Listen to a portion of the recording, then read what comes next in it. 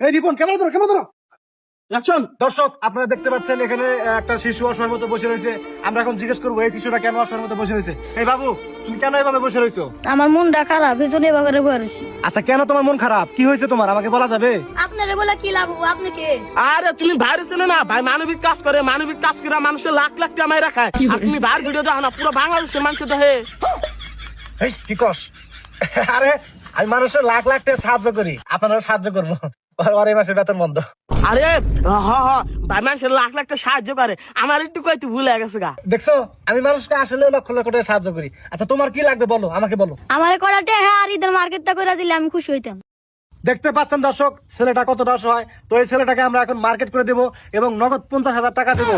এই ভিডিওটা আপনারা সর্বোচ্চ শেয়ার করবেন এবং এই ভিডিওর স্ক্রিনে আমার একটা বিকাশ নাম্বার দেওয়া থাকবে, ওই নাম্বারে সবাই যা যত সামর্থ্য আছে টাকা পাঠিয়ে দিবেন। ধন্যবাদ। এ ভাই আপনি জান কি আপনি আমার 50,000 টাকা মার্কেট করে দিবেন?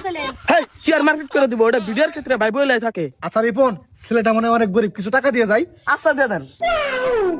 এই বাবু তুমি কি টাকা বাসা নিয়ে যেতে পারবা? সমস্যা নাই, বাসে নিয়ে যেতে পারবো। আমি কিন্তু কাউকে টাকা দিলে এক বান্ডেল দেই, কম দেই না।